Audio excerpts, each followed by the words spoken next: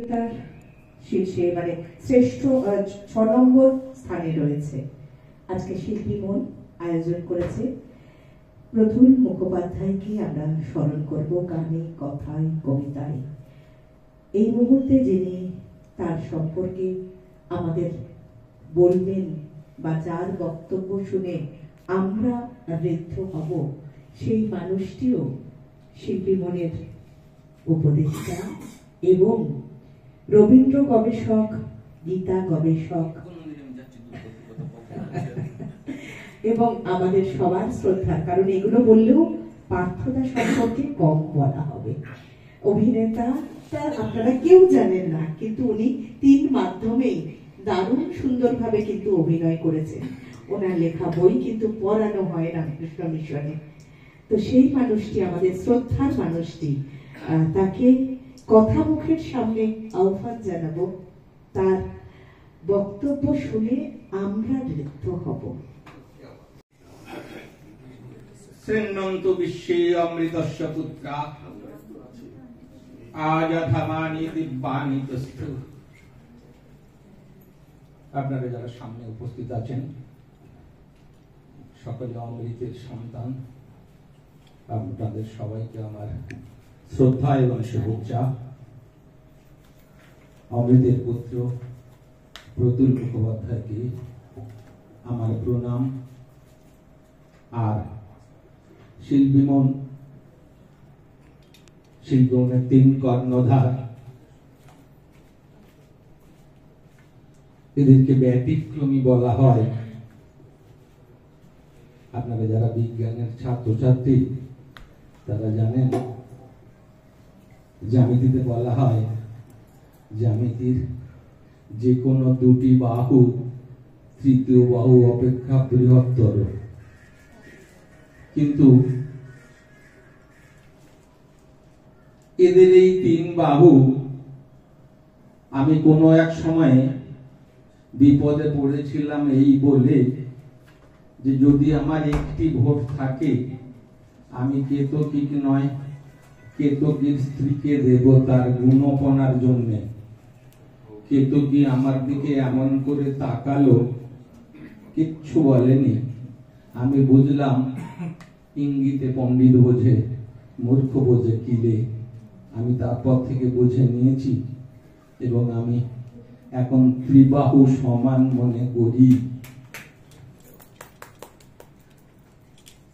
একটি প্রভাব আছে, নেড়া কবার বেল তলায় যায়।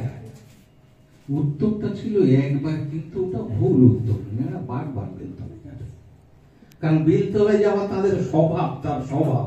সুতরাং যতবার নবকুমারকে বাগে খাক আর না খাক, মানুষ বিপদে পড়লে নবকুমার যাবেই যাবে। তো এদের কোনো দায় ছিল না প্রতুল মুখোপাধ্যায়কে স্মরণ করা, আরো যারা যারা প্রয়াত হয়েছে। কিন্তু এরা মালা না দোলালে আপনি দোলে, অর্থাৎ মালার স্বভাব গুণে মালা দোলে। এরা এদের স্বভাব গুণে অন্যকে স্মরণ করে, অন্য মহৎ মানুষকে সেবা করে এরা মহৎ হন। প্রতুল মুখোপাধ্যায় সম্বন্ধে বলতে গেলে আমার তন্ত্রশাস্ত্রের একটি কথা মনে পড়ে। তন্ত্রশাস্ত্র, তন মানে মন এবং ত্র মানে বিস্তার। মনের যা বিস্তার ঘটায় তাই তন্ত্রশাস্ত্র। সেখানে তন্ত্রশাস্ত্রে বলা হচ্ছে জন্ম না জায়তে শূদ্র সংস্কারাৎ দ্বিজ উচ্যতে। জন্ম না জায়তে শূদ্র সংস্কারাৎ দ্বিজ উচ্যতে। সব মানুষই জন্মসূত্রে শূদ্র, সাধারণ। আপনারা মোবাইলটা যদি একটু শান্ত করেন। সব মানুষই জন্মসূত্রে শূদ্র এবং নিতান্ত সাধারণ, কিন্তু কিছু কিছু মানুষ ব্যতিক্রমী থাকেন যারা অনন্য সাধারণ প্রচেষ্টা দিয়ে অসাধারণ হয়ে ওঠেন।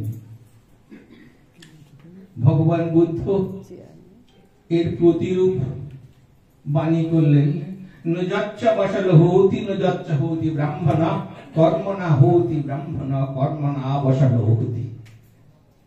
কেউ ব্রাহ্মণ হয়ে জন্মায় না, মহৎ হয়ে জন্মায় না। কর্মগুণে মানুষ মহৎ হয়, কর্মগুণে মানুষ বৃহৎ হয়। প্রতুল মুখোপাধ্যায় এমন একজন মানুষ যিনি সাধারণ থেকে অসাধারণ প্রচেষ্টা দ্বারা অনন্য সাধারণ হয়েছেন। আপনারা সকলেই তার জীবনযাত্রা একটু আগে কেতকী প্রসাদ রায়, কবি কেতকী প্রসাদ রায় এবং শিল্পী মনের মূল কর্ণধার বলে গেলেন। তার জন্ম বৃত্তান্ত 1942-এর 25শে জুন তার জন্ম এবং 1925-এর 15ই ফেব্রুয়ারি তার তিরোধান দিবস। প্রায় 83 বছরের জীবন। এই জীবন তিনি কিন্তু সোনার চামচ নিয়ে তিনি জন্মাননি। একেবারে সাধারণ পরিবারে জন্মগ্রহণ করেছিলেন। বরিশাল, যাকে আমরা খুব সুনাম দিয়ে বলি আইসতে যাইতে সালতার নাম বরিশাল, সেই বরিশালে তেনার জন্ম এবং তিনি পরবর্তীকালে তার বাবার হাত ধরে পশ্চিমবঙ্গের চুঁচুড়ায় এসেছেন। একেবারে আলাদা করে নায়ক হওয়ার মতন কোন পারিবারিক কোন গুণ ছিল না। কর্মসূত্রে তিনি কখনো ব্যাংকে চাকরি করেছেন, কখনো অধ্যাপনা করেছেন এবং সর্বোপরি গানের পরিচর্যা করেছেন। এই ত্রিবেণী সঙ্গমে তার জীবন চর্চা পথ।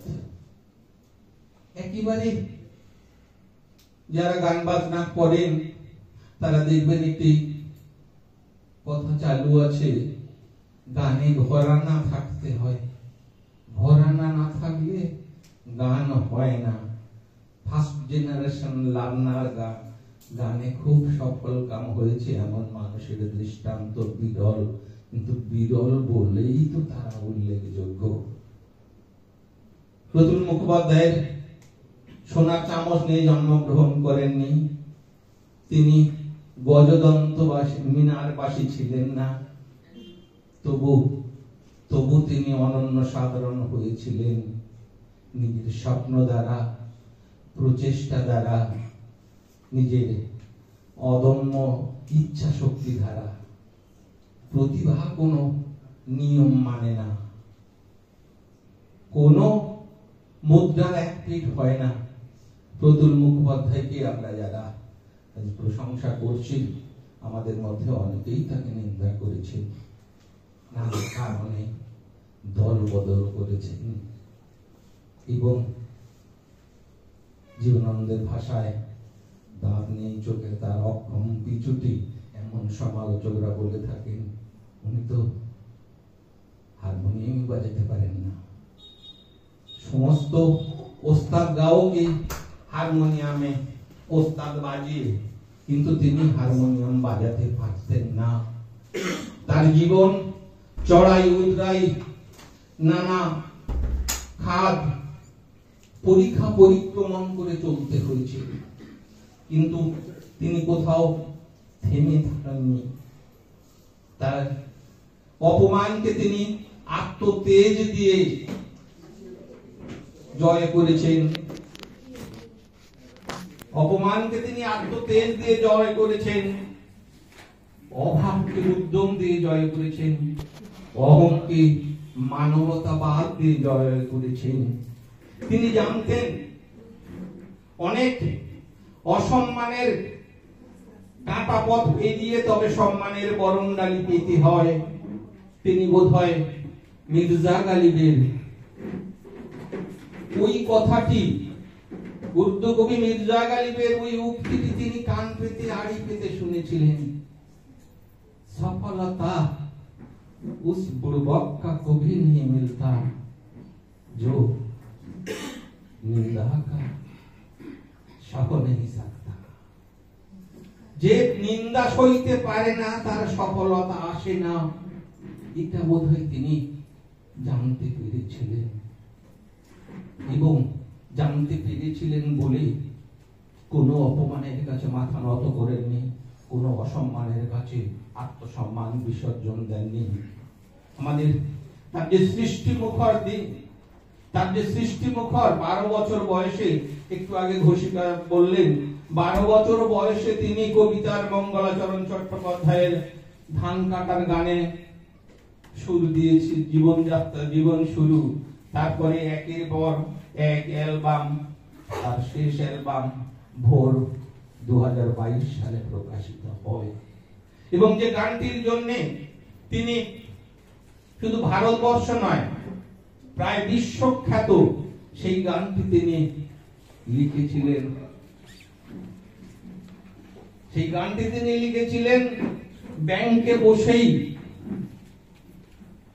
1995 সালে, যে গানের জন্য আমরা তাকে একেবারে মাথায় করে রেখেছি। এই গানের আমাদের সংস্কৃতে একটি শ্লোক আছে, নাস্তে চোর কবিজন, নাস্তে চোর বণিক জন। কবিদের এবং বণিকদের মধ্যে, বণিকদের মতো এমন চোর আর নেই। ভাব চুরি, ভাষা চুরি, ভঙ্গি চুরি, এই সমস্ত সাহিত্যে, সমস্ত শিল্পে দেখবেন যে এক প্রদীপ থেকে আর এক প্রদীপ জ্বলছে, এক মশাল থেকে আর এক মশাল রূপান্তরে জ্বলছে। আপনারা দেখবেন ওয়ার্ডসওয়ার্থের বিখ্যাত কবিতা দ্য সলিটারি রিপেয়ার, 45 বছর আগে একটি মেয়ের ভাব চুরি করলেন। 45 বছর আগে একটি পাহাড়ি মেয়ের গান তিনি শুনেছিলেন। 45 বছর পরে সেই ভাব তিনি প্রকাশ করছেন। Behold her single in the wild, yon solitary highlanders. আপনারা,